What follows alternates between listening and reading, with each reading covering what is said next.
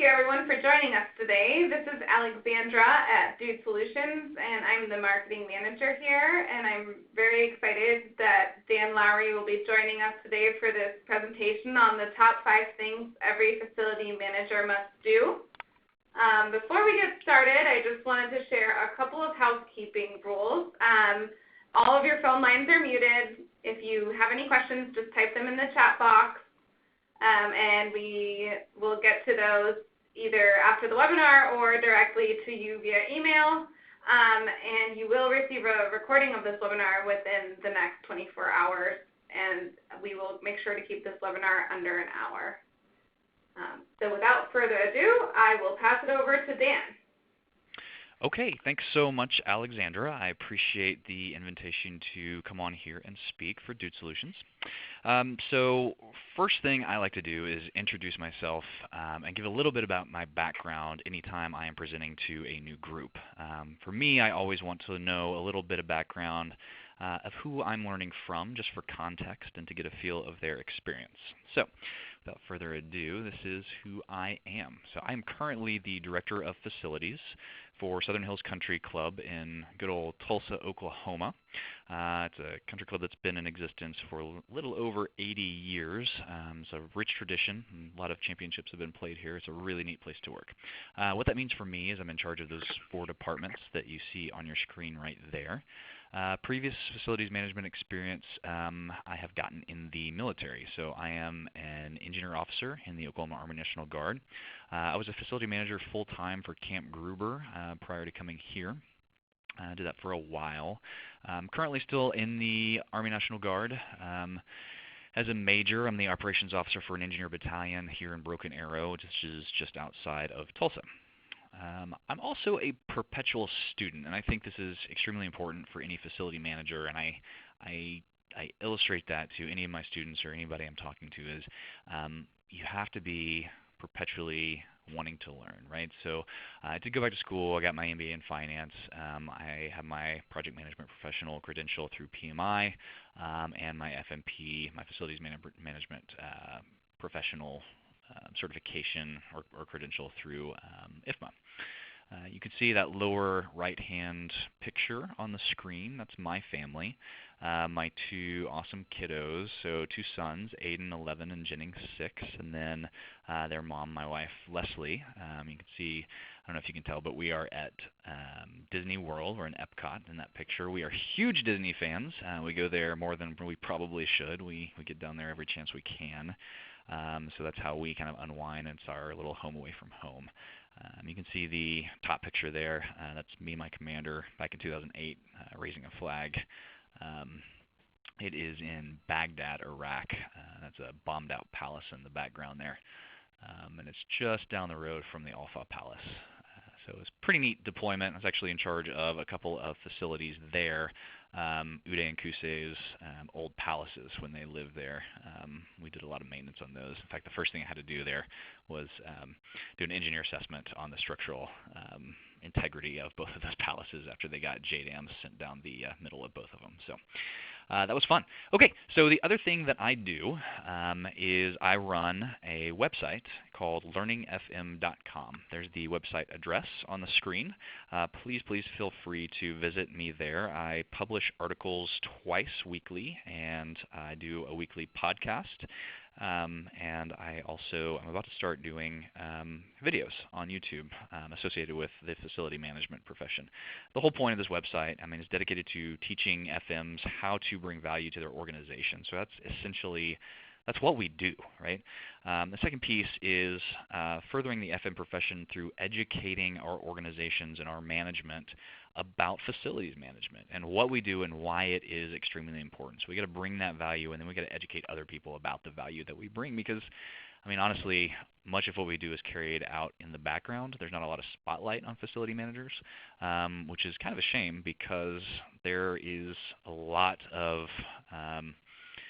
risk associated with not having dedicated professional facility managers associated with an organization. So The material that I put on this website, it all focuses around 4 knowledge domains within facility management.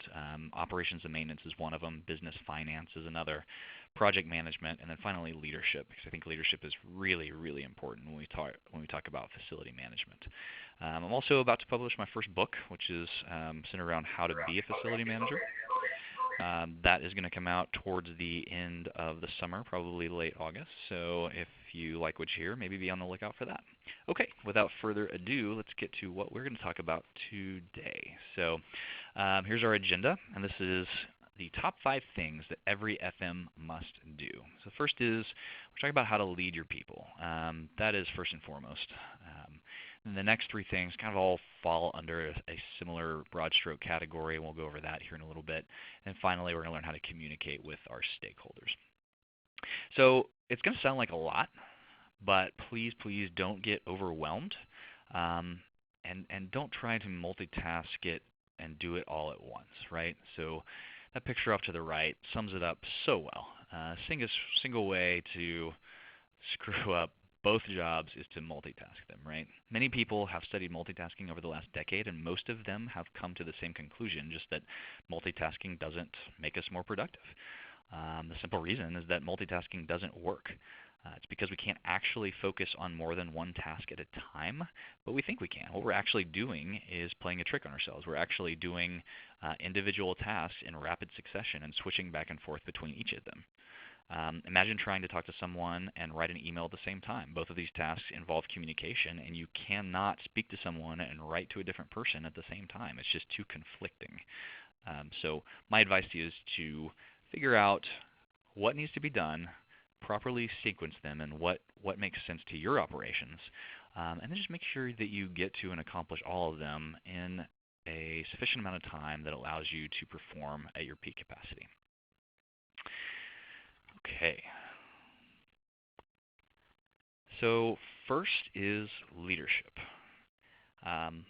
Moving into leading your people, my favorite leadership quote is from Dwight D. Eisenhower, and he said that leadership is the art of getting someone else to do something you want done because he wants to do it.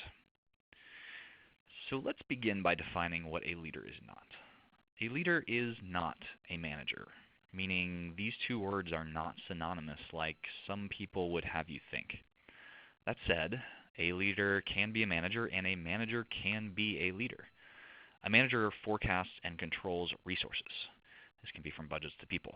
Management is all about ensuring tasks get accomplished. You might commonly hear references to workers being put in leadership positions, and maybe that is true, but that worker is not necessarily a leader just because of their new position.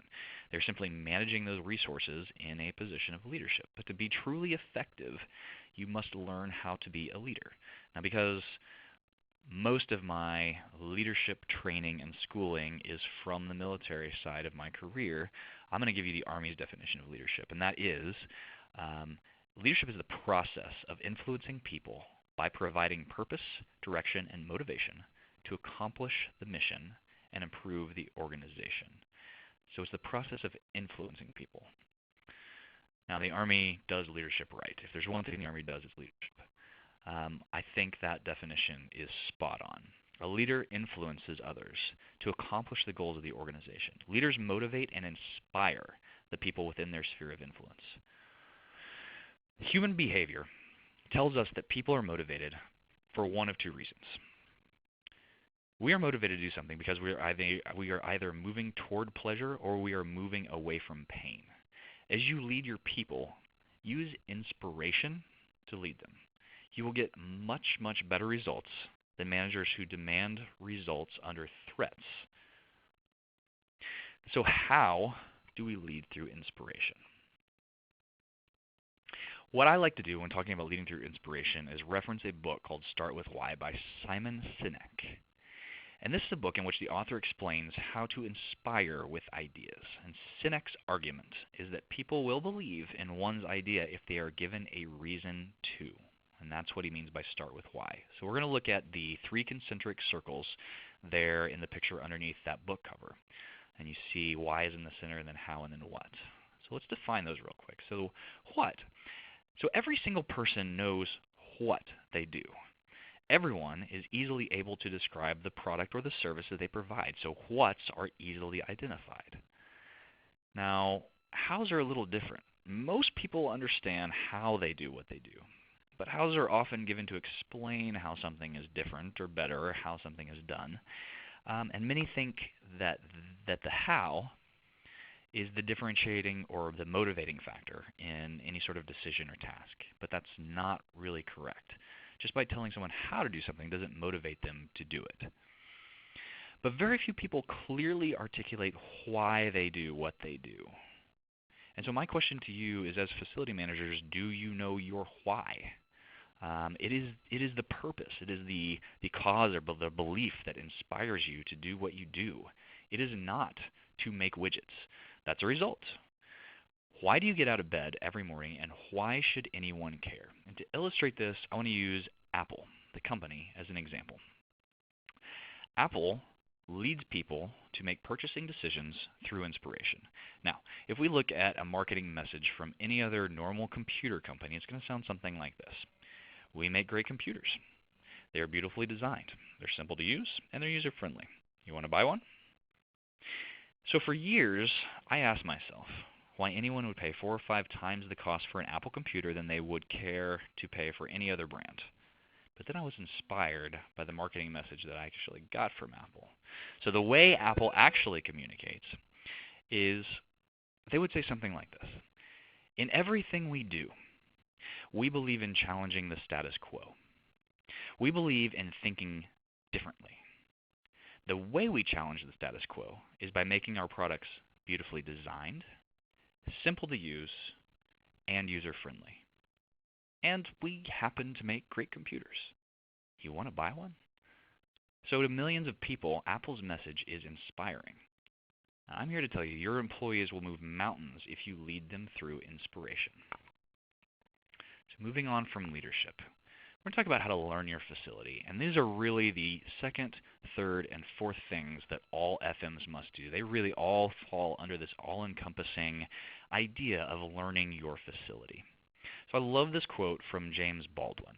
He said, "Know from whence you came, and if you know whence you came, there are absolutely no limitations to where you can go." Now he's essentially saying you have to, in order to know where you're going, you have to know where you've been. And that same concept applies to facility management, because to excel in FM, you have to first know where your facility has been so you can understand how to get where it needs to go. The built environment is a very tricky place, and understanding where your facility falls within that is key. So real quick, to understand that, we need to know how everyone learns. So if you've never seen this before, this model illustrates the cycle of how everyone learns. It doesn't matter if you are a brand new facility manager or just new to your facility or organization. Everybody goes through these 4 steps when they learn something new. So this is the Conscious Competence Learning Matrix. It's first introduced by Noel Birch back in the 1970s of the Gordon Training International. So the conscious competence model, it's described as the psychological states that are involved in transforming skill in competence to mastery in that skill. So let's talk about the cycle here. So everyone starts in that bottom left-hand corner with unconscious incompetence in the red square. Now that square is when the individual does not understand or know how to do something, and they don't necessarily recognize the deficit. So when they are unconsciously incompetent, they don't know what they don't know. From there, they start to learn, or they start to understand what they need to learn as they move up into the orange square in conscious incompetence. In that second stage, the individual does not understand what they need to do, but they do recognize the deficit as well as the value of the new skill that they need to learn. So here they understand what they don't know. So they know what they don't know. In the third stage, so from the orange square, they go to the yellow square. That's conscious competence. The individual understands or knows how to do something. However, demonstrating the skill or knowledge requires concentration, and they may have to use very deliberate steps or checklists, and they have to go back and review the steps they're wanting to do. So here they know what they know, they just haven't mastered it yet. And from there, finally, they drop down to that green square with unconscious competence, which means that the individual has mastered whatever skill they're doing. They are so familiar with it, they've done it so many different times that they can do it without even thinking about it. So here in the green square, they don't know what they do know, if that makes any sense. So, key to this, knowing that all facility managers are unconsciously incompetent when they begin. It is incumbent upon you as the FM to figure out how to move to the second stage, that orange square, and understand what you need to learn as quickly as possible. The longer you stay in stage 1, or that red square, the less valuable you are to any organization.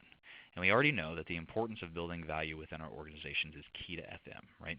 So also understand that any professional will begin that cycle again when they are presented with something new. And that again can be a new facility, or learning how to be a facility manager, or moving whatever to a new building within the same organization. So again, everybody starts in that red square, but key is getting from the green square to the orange square as quickly as possible. So learn what it is that you don't know, and then learn how to do it. So I've yet to talk to a facility manager that was handed everything they needed to know on their first day on the job. This has a large part to do with the fact that there probably isn't anyone else there, unless the old facility manager got promoted and is still around. But there's probably not anybody else there that really understands what the job entails, let alone knows what information to pass on to you next. So as problem solvers, FMs, we need to quickly overcome that and explain how next. The real property inventory. So this is step 2, right? So in learning your facility, this is number 2 in what facility managers need to do. The real property inventory, or the RPI, is defined by the WBDG, the Whole Building Design Guide. Now just real quick, the National Institute of Building Sciences, or the NIBS, is a nonprofit, non-governmental organization that focuses on the identification and resolution of problems that hamper the construction of safe, affordable structures for the United States.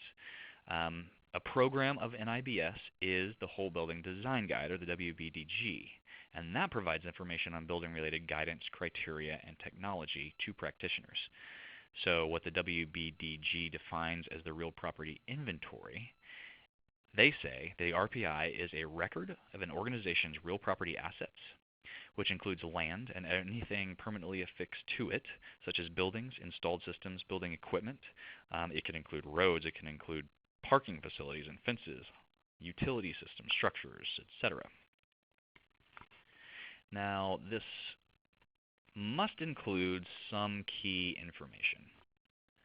The asset name is really key, coupled with the size, the place and service date, the estimated useful life, the initial cost. Everything about each asset in your real property inventory must be listed and coupled together so it can be easily queried and referenced later on. It's important once you have the RPI that you need to keep it safe. So I keep both a digital copy and I keep a printed copy. My digital copy is online with Dude Solutions. I can reference that anytime from my phone or my computer, and the printed copy is in my office. I'll show you what it looks like here in just a minute. But it's important to also understand that this is a living, breathing document. You have to update it as things change, or it will quickly become outdated.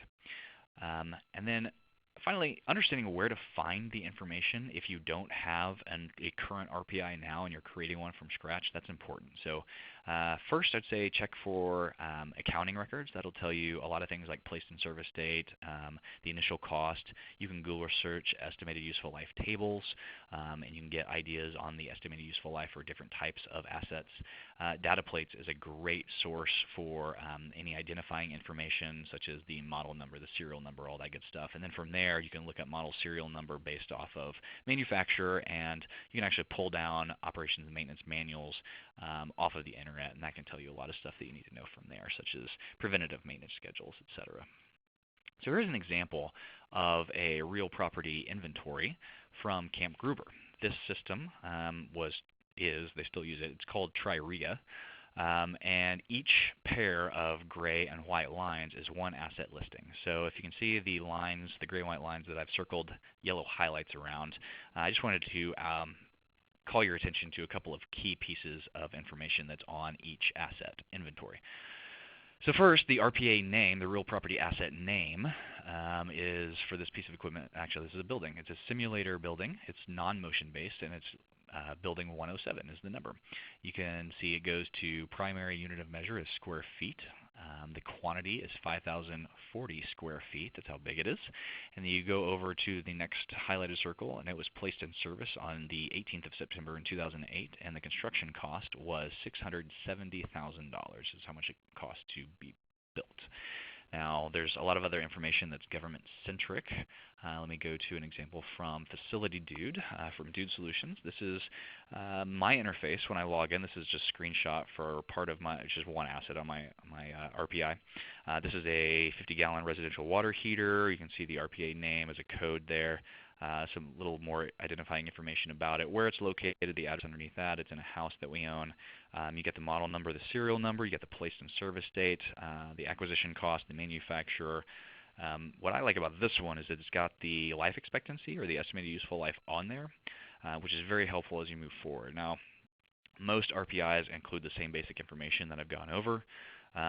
If you don't already have an RPI, what I would suggest is to look at, number one, that they have it. Number two, how well and how easily you can populate it and change the information within it. So when I replace this water heater, I've got to go in there and I've got to update it with new information. With the Tririga software, the one thing I didn't like about that is it took 7 or 8 minutes to do anything in there, to create a work order, to change any sort of asset listing. It took forever. With Dude Solutions, I can do it in less than 30 seconds. It's pretty quick. So that would be my recommendation, is when you're looking at interfaces or a CMMS that will incorporate your real property inventory, check usability, ease of use. So step number 3, or I guess item number 3 that every FM must do, is to create the facility condition assessment.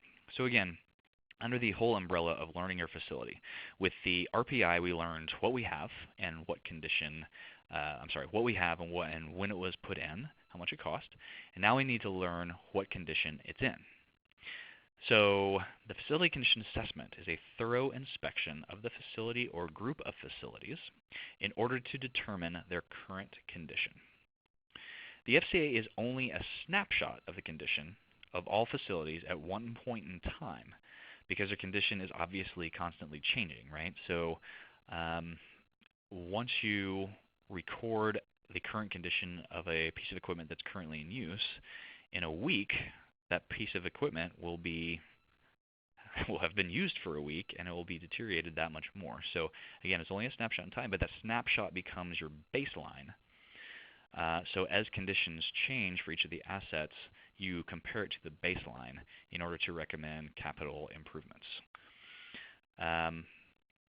The way you get your baseline is simply to compare the current condition of the asset as you're doing your FCA with its placed in service condition when it was brand new. So how do you get the FCA? Well, you can either do it yourself or you can outsource it. Doing it yourself is definitely cheaper. You're using in-house labor that you would be paying anyway, more than likely. However, it's really, really time consuming. So for me here in Southern Hills, it's me and I have 3 full-time maintenance technicians.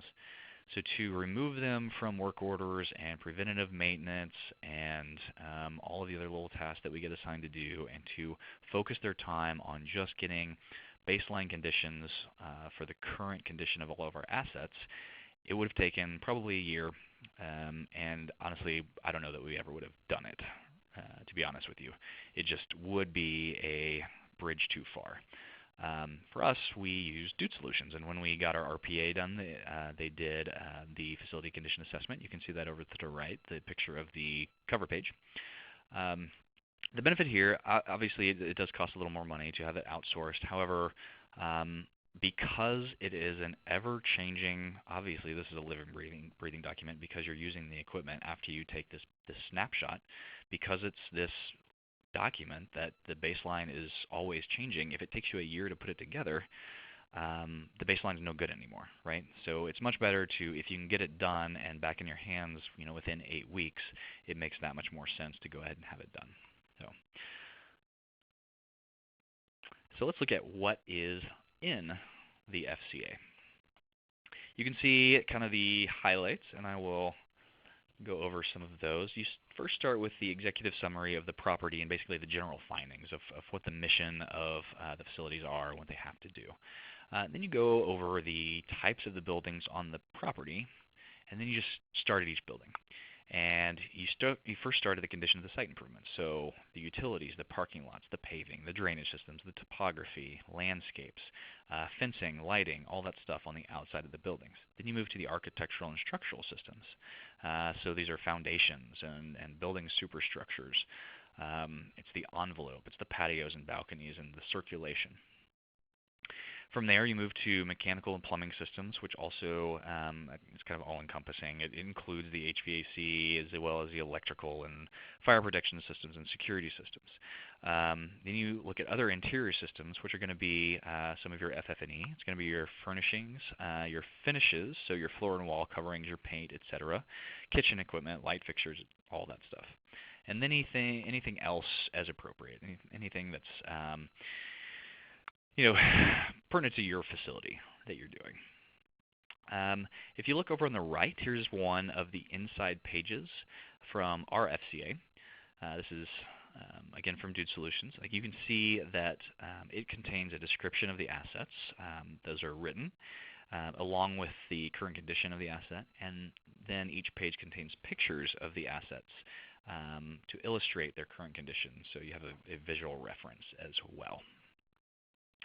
So finally, the FCA is going to recommend solutions. And that's going to be in two different sections. You're going to have a short-term recommendation section and then a long-term recommendation section. The short-term recommendations is stuff that is, no kidding, broken, needs to be fixed, and that should go in the next budgeting cycle at the absolute latest. If you can fix it now, great. Because the FCA is indeed an inspection, and so you're inspecting a baseline of everything, but you're going to find stuff that really has been neglected and should be fixed. The second recommendation is going to be long-term recommendations, and the long-term recommendations, the whole goal out of that is to get a 20-year capital procurement strategy, which really feeds the next step that we're going to talk about, which is the facility master plan. So, what is a facility master plan? Well, it is a long-term plan that describes the vision, the direction of the organization, specifically in terms of the facilities, right? And again, this is long-term. We're looking 1 to 2 decades in the future, so 10 to 20 years in the future. Now, the difference, because we just did the FCA, the Facility Condition Assessment, but this third step in learning your facilities is to make a plan for the future that's all-encompassing. So when we look at the FCA, that took into account all the equipment that we have currently. But the FMP takes into account the strategic mission and direction of the organization as a whole, which is going to take into account all of the equipment, buildings, all of the real property assets that we might have 20 years from now. So we need to examine how the needs of the facility users are being met now and how the organization will change in the future. So if the organization's goal is to triple operations, which is going to include a massive expansion, you're going to need more buildings. But bigger buildings means more space for growth, but it also means more parking, probably more capacity in your utility infrastructure. There are other impacts that are going to be caused by these projects. So as we look at creating this facility master plan, we need to understand that it creates a vision for the future of what the facilities will look like once they are complete. But how do we even go about getting the information for this facility master plan? So if I was going to do this internally, I would do 3 things. Number 1, I would start with interviews. I would interview current users of the facilities, I would interview current employees, and I would interview management. I would take their feedback with what is working for them, what is not working for them, and where they need to go as they see their departments changing to meet shifting missions. But then I need to also understand the strategic direction of the overall company, right? Second thing after the interviews is I would do surveys. So you take the feedback from the interviews, you put together some recommendations, you send those out in the form of a survey to those same groups of people, and you want to understand, get large party buy-in for your ideas. And then finally, you need to brainstorm. Brainstorm the solutions to the problems that you've identified when you've been doing your interviews and your surveys with users, employees, and management. But how do you put it all together is entirely different. So again, just like the RPI and the FCA, you can contract this out or you can do it yourself. If you do it yourself, you can miss some stuff, and it's going to take a little bit of time. We here at Southern Hills have contracted this out with a golf course-centric master planner, and that's all they do is master plans for golf clubs. And they have a lot of experience in kind of steering that conversation and steering and helping us create the survey. But it still takes a long time. We've been working on this one. It's not quite done yet. We've been doing it for about 2 years now, and we're about to wrap it up. If you're going to do it yourself and you want to go down that route, that's perfectly fine. It's just going to take a lot of dedication. I would suggest doing a SWOT analysis. So SWOT stands for Strengths, Weaknesses, Opportunities, and Threats. What it does is it looks at your current strengths and weaknesses, and then it identifies how to use your strengths and weaknesses to either capitalize on future opportunities or to avoid and mitigate future threats, so risk mitigation. Now, because this is long-term, we want to create a long-term plan that meets the organization's, again, long-term objectives for future growth. So you as a facility manager must understand that strategic direction, I can't emphasize that enough, for your organization and how the facilities must change to support that. Now you see the cover page of the Oklahoma State University master plan that they did with Benham back in 2005, and you can see on there it was a 2-decade master plan from 2005 to 2025. I didn't actually work on this. I did work with Benham on a master plan for Camp Gruber a while back, and they gave me, this is an example as we were putting together the scope of work. But master plans, especially colleges, engage in master plans a lot. If you Google search master plans, facility master plan, several college examples will show up if you wanted to see the finished product. Now this thing was over 100 pages long, very all-encompassing, and I don't have the time or the slide to put this on here. But I did find these 2 slide plans really interesting from the Oklahoma State University master plan that we just went over. The one on the left shows the existing status of the facilities on the site plan, what was there currently, or what was there in 2005. Obviously that has changed.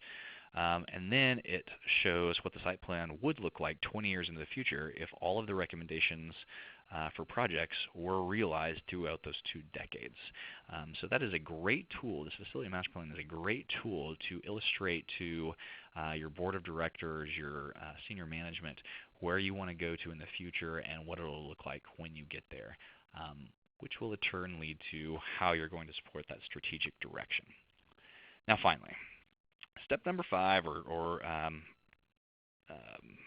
item number 5, I guess, for facility managers that you must do is learn how to communicate with stakeholders. So just a note on communication. A colleague once told me that when he received a request by email, he immediately deleted it.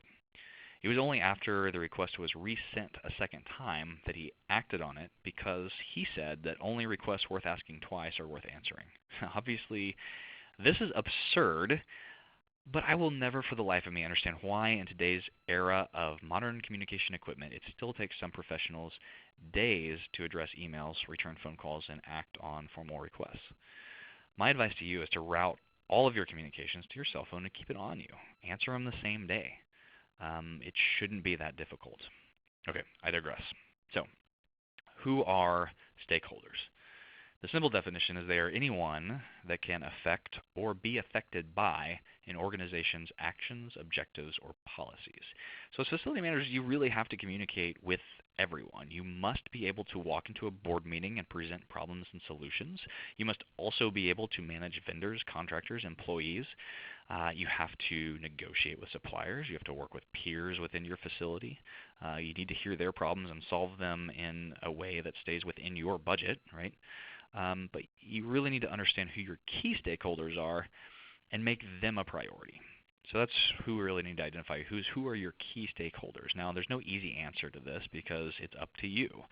You have to decide who your key stakeholders are. They might be your employees. Your boss is probably going to be one of your key stakeholders. It could be the people who control the money. It could be the people with the loudest voices. That's up to you to decide. But once you decide, if you find it hard to keep track of the stakeholders, you might consider creating a RACI chart. So you see an example RACI chart there in the black and white photo on the left. RACI stands for Responsible, Accountable, Consulted, and Informed. You can see the definitions of those on the right. The whole point of this is to figure out and keep track of who needs what information and who is responsible for the tasks that supply that information, right? So responsible and accountable covers who's doing the tasks, and then consultant and informed covers who needs to be given what level of information. So this is helpful to keep track of stakeholders if you have a lot. Now, how do you communicate?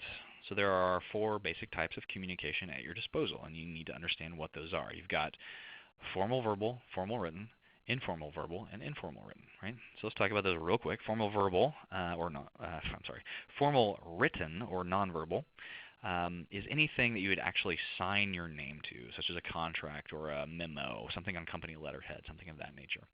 Informal written encompasses everything else, so emails, notes, etc.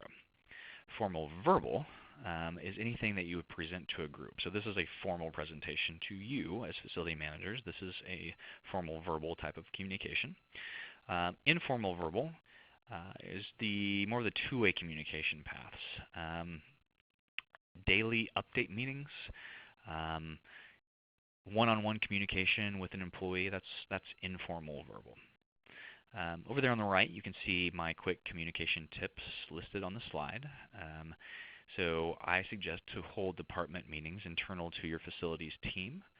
We're going to talk about creating a dashboard next, but I suggest never ever turn down the opportunity to present to stakeholders because it gives you a chance to, number one, let them know what's going on in your facilities. And I already said that it's really tough to shine the spotlight on facility management, so that gives you an opportunity, but also enables you to understand what their concerns are.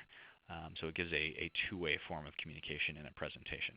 And then finally, for big projects and bad news, they both have the same tip. It's communicate soon and often. Unlike wine, bad news does not get better with age. So here's an example of a dashboard that I use. Now, as the operations officer of an engineer battalion, I always want to be able to show my commander, a colonel, what everyone is doing. So it's 650 soldiers-ish, and that gets kind of difficult to consolidate in some sort of concise communication by showing him in just a couple of slides or maybe just 3 big screens at the front of the operations center where everybody is, what they're doing, what the status of their mission is, what the status of their equipment is. But I can do that if I put them in the form of a dashboard. So in the civilian world, we use something similar, an executive dashboard. All it is an interface similar to this. It's typically computer generated, and it shows key decision makers and senior management KPIs. KPI is a key performance indicator, and how you are meeting, exceeding, or failing to meet those indicators. So this information must be easily understood, as the dashboard will be a very high-level summary of complex operations with many moving parts.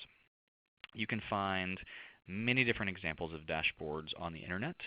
There really is no set format because it should be tailored to your organization and how the senior management best understands and digests that information would be key to putting your dashboard together. So here's an example that I use. I still use it currently. It shows energy consumption in comparison to temperatures in Oklahoma.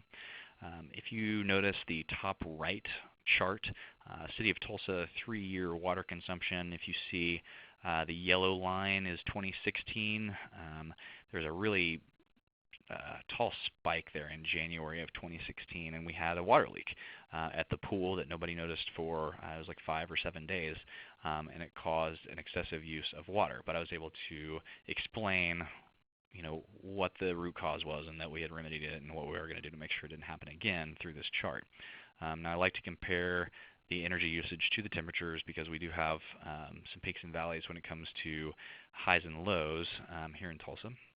And if there's a spike in, for instance, electrical consumption 1 month and it correlates to a spike in temperatures 1 month, it can be explained by the air conditioners trying to keep up with the cooling load. So, moving on, here is a presentation example of how I communicate with my board. So this illustrates, this slide and the next slide show how I communicated with them to present a energy efficiency upgrade from 92 metal halide fixtures in our tennis facility and swap them out with 96 LED light fixtures in that same tennis facility. These are the pros of engaging in the project, and then the next slide shows the costs and the payback. So if you look at that, I took the existing conditions. We had 92 1,000-watt metal halide fixtures. So I did the math. You see 92 fixtures times 1.08 kilowatts per fixture times an average yearly cost per kilowatt hour of 6.7 cents times 14 hours a day, because that was the average that they were on every day. Equates out to about $90.42 per day. You can see what that yields, what we're paying in power. Then you go down to the bottom, look at what it cost to operate the LEDs. At the time, we thought we were going to do one for one, so there's only 92 LED fixtures on there, but they use far less power. And so it shows that we would save about $23,000 per year. Needless to say, the project got approved. Now, my suggestion is when you get these big wins, these big projects approved, especially when they are as good or better than you thought that they would be when you're talking about payback and return on investment, circle back and follow up with those key decision makers and show them how smart it was to listen to you, because this will do a couple things. It will instill trust in you and your decision making, and it might make it easier the next time you present a project to them for them to say yes. So if you look at this chart, I have an energy meter on our tennis building that monitors the amount of electric consumption for that entire building. Well, most of the electric consumption was eaten up by HVAC and those light fixtures. So if you look, I've got 3 red circles on this chart. The far left circle shows peak demand for the 14-hour time period for that one day, and that's before the LED project. That's with the metal halide fixtures. You go over to that bigger center red circle, and that shows peak demand during the hours of operation while they were doing the change-out. So that was with half metal halide, half LED fixtures. And then you move over to that far right smaller circle, and that shows peak demand after the LED project. So the whole takeaway here that I showed the board of directors was that we were using 66% less energy for that building on average. So this was definitely a win. Now here's my final example on how I communicate with my board. So this is another effective communication tool I use when persuading the board to purchase replacement equipment. It's called the Facility Condition Index. All it is a simple ratio that compares repair cost to replacement cost. So you can see the formula right there. It's basically the FCI is repair cost divided by replacement costs, which will give you a ratio in a decimal point form or a percentage, however you want to look at it.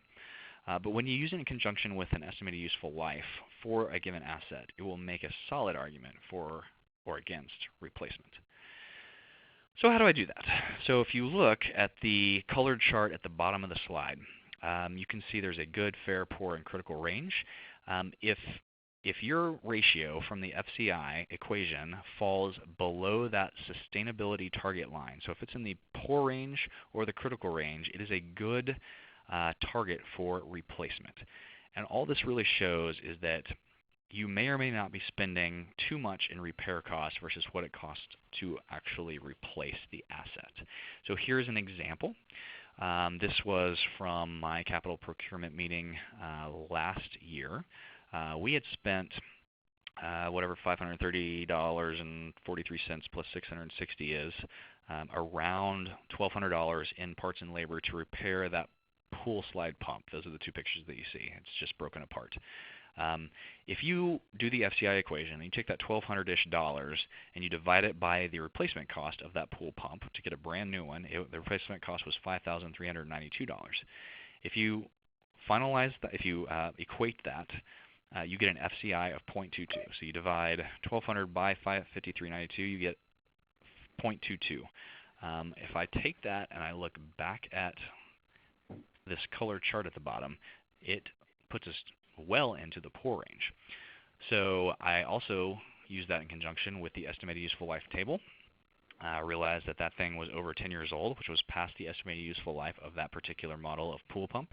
And I was able to argue why we needed to throw that thing in the capital procurement strategy for this year and replace it. And I was able to do it. It worked pretty well. So